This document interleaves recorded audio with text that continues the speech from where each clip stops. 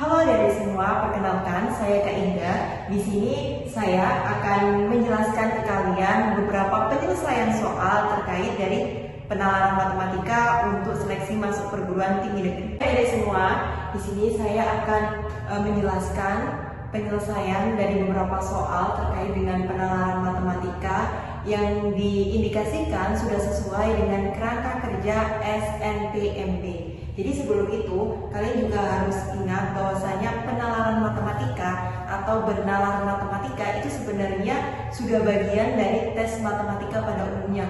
Mungkin adik-adik di sekolah itu sudah pernah mendapatkan tes seperti itu, tapi nggak sadar kalau ternyata itu adalah penalaran matematika. Jadi dalam penalaran matematika sendiri, itu yang membedakan dengan tes matematika pada umumnya terletak pada proses berpikirnya kalian.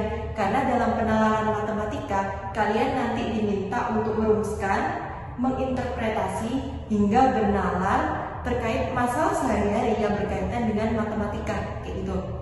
Jadi kalau semisal di sekolah nih, kalian dapat soal suatu fungsi itu x kuadrat ditambah 5x min 12, kemudian diminta nilai akar-akarnya. Nggak seperti itu, karena itu adalah soal yang umum gitu kan, langsung menjurus ke itu soalnya terus diminta jawabannya apa gitu kan. Tapi dalam penalaran matematika itu nggak seperti itu.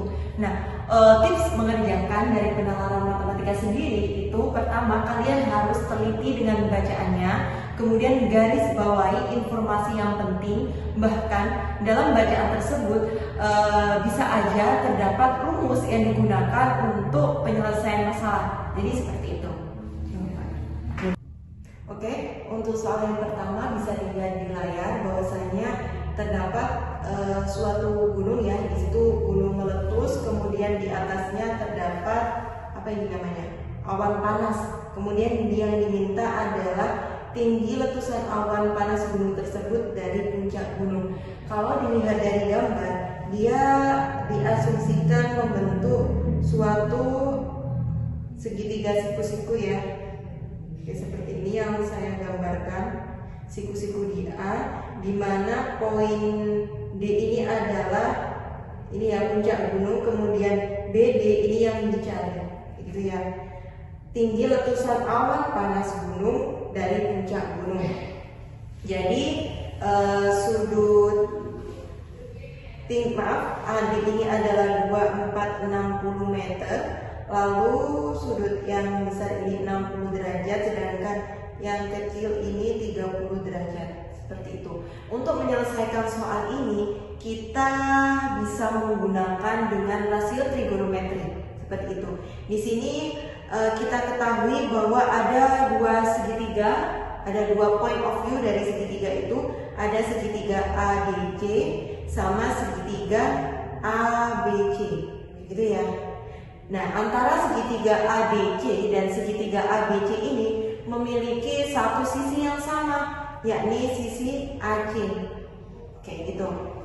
Di sini kita akan mencari BD dengan bantuan persamaan sisi AC yang bernilai sama antara segitiga ADC dan segitiga ABC. Jadi kita ketahui bahwasanya tan theta dalam rasio trigonometri adalah depan per samping, ya. Yang harus kalian ingat terkait rasio trigonometri untuk tan theta. Oke, di sini pertama kita punya tan 30. Kita fokus ke segitiga ADC ya. Tan 30 adalah depannya adalah sisi AD, kemudian sisi sampingnya adalah AC. Oke, kemudian tan 30 sama dengan AD-nya 2460 dan AC-nya yang dicari, seperti itu. Sehingga kita peroleh AC adalah 2460 dibagi tan 30. Oke, untuk selanjutnya kita fokus ke segitiga ABC. Oke, untuk segitiga ABC kita menggunakan sudut yang 60 derajat, sehingga tan 60 derajat dia adalah AB dibagi miringnya sisi sampingnya adalah AC, gitu. Kemudian tan 60 AB-nya itu diperoleh dari AD ditambah BD. BD ini yang dicari, sehingga 2460 ditambah BD. Kemudian AC-nya tetap AC. Sehingga untuk AC adalah 2460 ditambah BD dibagi tan 60. Oke, di sini kita ketahui bahwa ada dua nilai AC. Artinya cara menghitung nilai AC ini sama antara dua cara itu, sehingga di sini kita bisa bandingkan AC sama dengan AC. Sehingga 2460 dibagi tan 30 sama dengan 2460 ditambah BD itu tan 60. Itu kita ketahui bahwasanya tan 30 itu adalah sepertiga akar 3. Oke, sedangkan untuk tan 60 ini adalah akar 3. Oke, kemudian di sini dikali silang ya, sehingga 2460 dikali akar 3 sama dengan sepertiga akar 3 dikali 2460 ditambah BD. Oke, di sini akar 3 dibagi akar 3 1, sehingga nanti di sini adalah 3 kali 2460 sama dengan 2460 ditambah BD. Oke, untuk mencari BD berarti 2460 ini pindah luas ke sini. 3 kali 2460 dikurang 2460 sama dengan BD.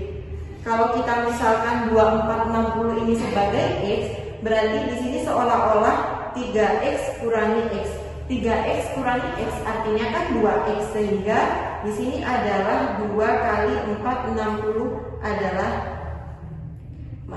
2 kali 2460 ada nilainya BD, sehingga kita peroleh BD adalah 2 kali 2460 adalah 4920. Jawabannya adalah E, seperti itu. Oke, selanjutnya di sini kalian diminta untuk menginterpretasi dari suatu diagram batang. Dilihat dari layar itu terdapat diagram batang, jumlah pedagang wanita, jumlah seluruh pedagang.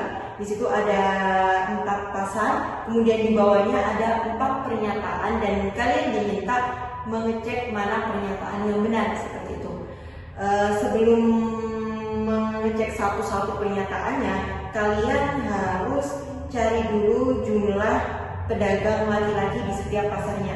Ketika di pasar N seluruh pedagangnya 700, kemudian wanitanya 500, otomatis laki-lakinya adalah 200. Kemudian di M, ketika seluruh pedagang 800, kemudian wanitanya 550, otomatis laki-lakinya adalah 250. Oke. Kemudian untuk pasar L, ketika seluruh pedagangnya 600, kemudian pedagang wanitanya 450, otomatis laki-lakinya adalah 150. Sedangkan untuk yang K 1100, kemudian 850, otomatis laki-lakinya adalah 250, seperti itu. Oke, baru kita cek satu-satu pernyataannya. Pernyataan yang pertama, rasio jumlah pedagang wanita dan jumlah pedagang laki-laki di pasar M. Berarti kita fokus pada yang pasar M. Pasar M antara wanita banding laki-laki. Di situ wanitanya adalah 550, sedangkan laki-lakinya adalah 250. Oke, di situ ada 0, bisa kita coret karena kita sama-sama bagi 10. Kemudian berarti tinggal 55 banding 25. Kita sama-sama bagi dengan 5, 55 bagi 5 11, 25 bagi 5 ada 5, 11 banding 5. Berarti untuk pernyataan 1 ini benar. Tuh. Yang kedua, pedagang laki-laki terbanyak di pasar K. Oke, di sini diketahui bahwasanya K ini laki-lakinya ada 250, berjumlah sama dengan di pasar M. Berarti tidak bisa dikatakan bahwa pedagang laki-laki terbanyak itu di pasar K. Itu salah, gitu. Berarti nomor 2 salah. Kemudian pernyataan yang ketiga, jumlah pedagang laki-laki di pasar K, berarti laki-laki K lebih rendah dari wanita di pasar L. Laki-laki di K ini sebesar 250 ya, ini. Kemudian wanita di L adalah 450. Ini jelas benar ya, karena 250 itu lebih kecil daripada 450. Satu benar, 3 benar. Salah satu tips dari penyelesaian seleksi masuk perguruan tinggi negeri ini ya, ketika ada diminta mengecek 4 pernyataan, kalau ada 1 benar dan 3 benar, itu otomatis dia jawabannya. Karena di pilihan tidak ada 1, 3, dan 4 yang benar. Berarti untuk soal yang ini, kasus diagram batang ini, kita nggak perlu susah-susah ngecek pernyataan yang keempat. Jadi jawabannya adalah B1 dan 3 saja yang benar seperti itu. Oke, selanjutnya di sini ada suatu bacaan mengenai emas, investasi yang menguntungkan. Kemudian ada grafik garisnya, adik-adik semua ya. Dan yang diminta ini adalah kita menentukan dari 4 pernyataan mana yang benar dan mana yang salah sesuai dengan bacaan tersebut, gitu ya. Jadi kita di sini bisa langsung fokus ke grafiknya dan 4 pernyataan yang ingin ditanyakan seperti itu. Yang pertama, harga emas pada tanggal 17 Mei adalah Rp595.000. 17 Mei. Berarti ini ya garis ini. Oke, di sini. Di sini ternyata ketemunya adalah 595.000. Berarti jelas bahwasanya pernyataan 1 bernilai benar. Seperti itu. Kemudian pernyataan 2, harga emas pernah mencapai 605.000. Dan di sini kalian lihat ke ini garis yang vertikal atau sumbu yang Y 605. Kita cek. Oke, ternyata dia pernah dicapai pada tanggal berapa ini? Sekitar tanggal 12 atau 13 ya, kayak gitu. Berarti dia pernah mencapai nggak? Berarti pernah dong, kayak gitu. Berarti pernyataan 2 adalah benar. Kemudian pernyataan 3, perbedaan harga emas di awal dan akhir bulan Mei adalah lebih dari Rp15.000. Akhir Mei di sini adalah 600.000 ya.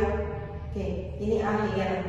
Kemudian awal Mei itu adalah lebih dari 585.000. Berarti kita bikin patokan di 585 ya, gitu.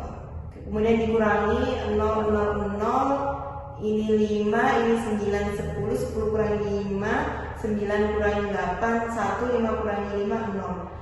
Di poin 585 aja 15.000. Berarti untuk nilai ke atasnya otomatis dia kurang dari 15.000. Berarti pernyataan ini adalah salah.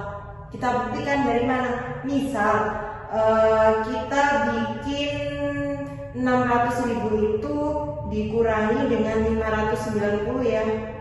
Ini 0, 0, 0, 0, ini 5, ini 10 kurangi 9, 10.000. Berarti posisi di awal Mei ini terletak nilainya antara 10.000 sampai 15.000. Berarti ada di tengah-tengah. Otomatis dia kurang dari 15.000. Jelas salah ya untuk pernyataan 3.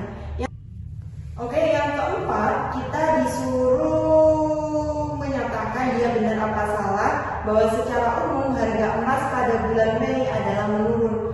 Untuk mengecek itu kita harus tahu grafik yang menurun itu ada berapa, yang naik itu ada berapa, biar kita tahu kebenarannya.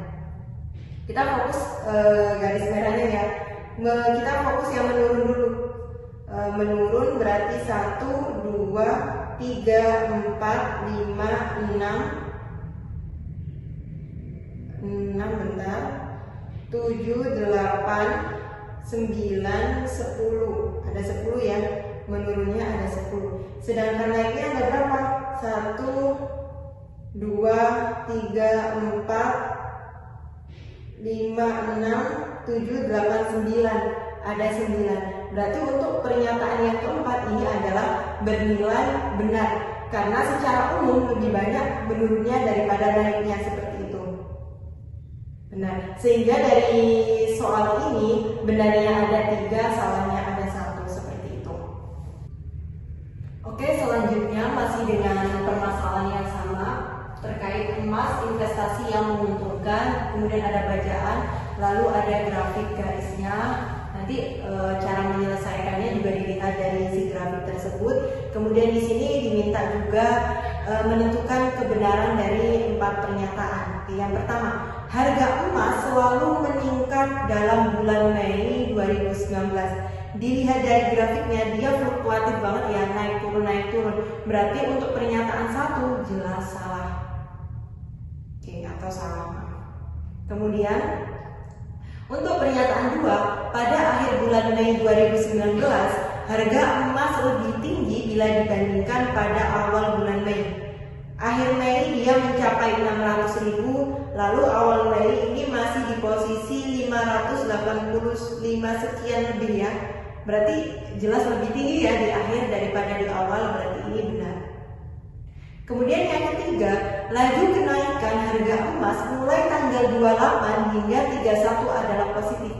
Maksudnya lajunya positif ini selalu naik kayak gitu kan.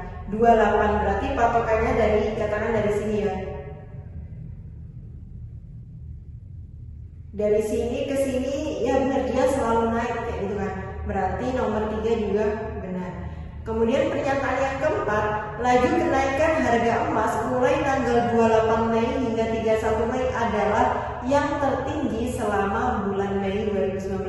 Kita lihat laju yang positif ya.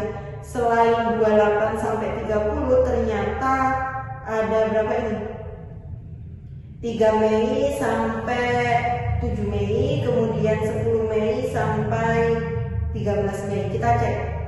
Pertama, dari 28 hingga 30 ini bergerak dari 600.000 hingga katakan 590.000. 600.000 ke 590 kan naiknya cuma 10.000 gitu kan ya.